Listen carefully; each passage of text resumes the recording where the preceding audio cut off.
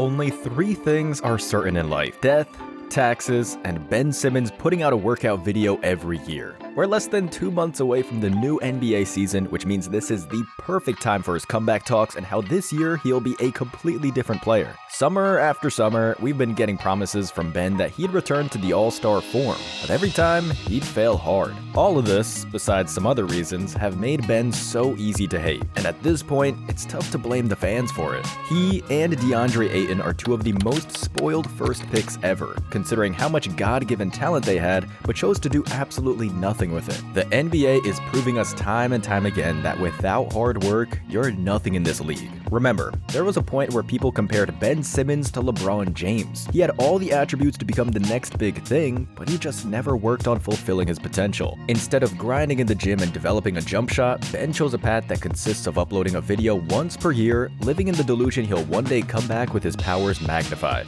Sorry to burst his bubble, but Ben ain't getting any younger. Hello basketball fans, and welcome to Hoop Vision. Before we dive in, make sure to hit that subscribe button if you haven't already. Takes only a second, costs nothing, and will give you access to more basketball stories. It looks like we've seen everything there is from Ben, the guy who was once projected to become one of the league's faces when LeBron, Curry, and KD retire. So it's fair to ask what went wrong. At first, the next LeBron comparisons did not sound as crazy as they do today. Their styles were similar, both of them being something between a point guard and a small forward. Point forward is the modern term for players as huge as them with great ability for passing and running the offense, and Ben was exactly that, minus the jump shot. He compensated for it with amazing playmaking ability and size on defense. But Kobe was right about him saying he must add that jumper if he wants to be great. Apparently, Ben didn't want it that bad. Kobe's comments of him rang even louder at this point of Ben's career. Yes, he's made the money, but his basketball legacy remains leaving the team that drafted him after a mental breakdown in the playoffs and sitting out on the bench for the next couple of years.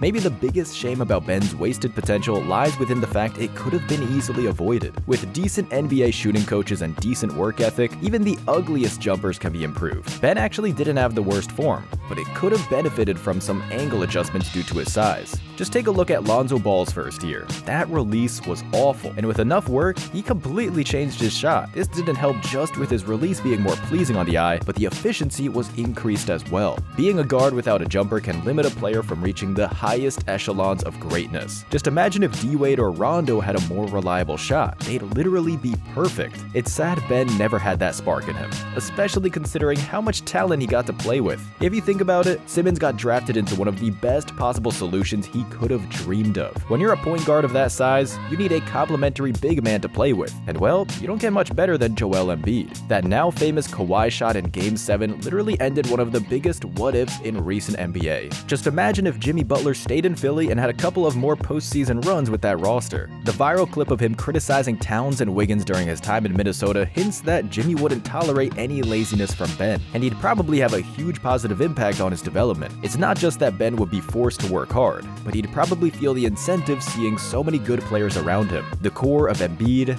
Ben, and Jimmy surrounded with shooters like JJ Redick and Seth Curry could have done some very nice things in the league. After Toronto's run, Miami won the East in 2020 and 2023. So if Jimmy never went there and stayed in the city of brotherly love, we dare saying one of those finals might have had Philly in it. And who knows if the outcomes could have been different. If Embiid and Ben won the title for the 76ers, they'd probably have their statues next to the Rocky. But unfortunately, all we got was Ben leaving like he was going through a bitter divorce. And for what? One stupid mistake that sent his entire career downhill. It looks like Game 7s are bad luck for Philly. Kawhi's shot, And the game winner.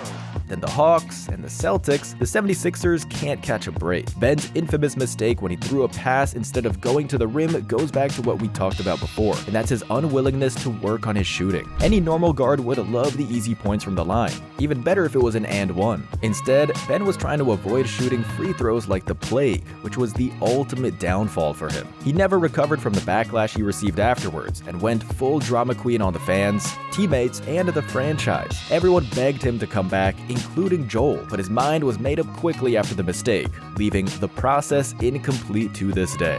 What's even crazier was how Ben had an opportunity for a perfect new chapter. When similar things happen to players, they get a bad reputation and usually land somewhere in the middle of nowhere before they join a relevant team again. Instead, Ben found himself surrounded by some of the greatest players to ever play the game. Looking back, Kyrie and KD were not the best version of themselves while in Brooklyn, but nonetheless, they were enough to make anyone worried playing against them. So, what does Ben do? He continues sitting on the bench. Yes, the injuries were legit, but he took way longer to recover, and even after he came back, he was merely a shadow of the guy he once was. After a couple of painful playoffs exits, the Nets realized they'd have to find another way and sent both KD and Kyrie to Phoenix and Dallas in exchange for some value. They've kept Ben, hoping he'd return in the future, but all we've seen so far are the summer workout videos. Now, him averaging 6 and 6 wouldn't be a problem if we were talking about someone acquired in one of those in the middle of the season trades, but this guy was supposed to be their face of the franchise. And he's getting paid $30 million plus per year for doing absolutely nothing. In the 2023 and 24 season, Ben played in only 15 games, which makes it that he earned more than $2 million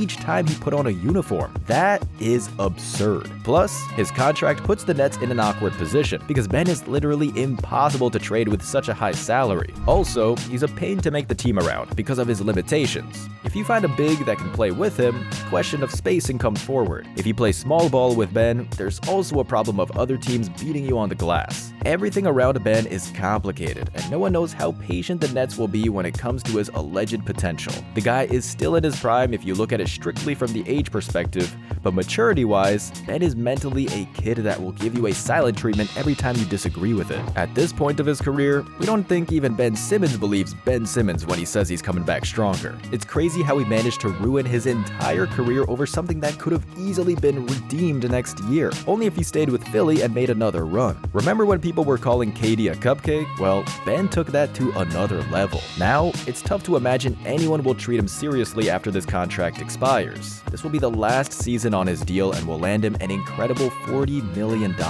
People are making jokes online on how he single-handedly robbed the Nets, but they're not far away from truth. If you combine all the games he played in Brooklyn, you don't even get one full season. So hats off to him for securing the bag without having to lift a finger. However, if this summer workout video isn't somehow miraculously different than the others, and Ben doesn't explode this year for some crazy improved stats, it's hard to see anyone giving him anything similar to his last deal. It's not like he'll be in need for money though, but still, it can't feel good being only 28 years old and considered washed up. If he ever loved the game at least a bit, there has to be a part of him that wants to prove everyone wrong. But based on what we've seen so far, the chances that Ben suddenly becomes a workhorse and transforms himself are slim to none. We're probably closer to seeing Draymond become a therapist than Ben actually develop his jump shot. That's it for today, Hoop Fam. We hope you've enjoyed this video. Let us know in the comments, what do you think of Ben's career? And would it look different if he stayed in Philly instead of choosing to be a drama queen? Thank you for watching and growing this channel. Make sure you don't miss out on more NBA stories by hitting that subscribe button. See you in the next one.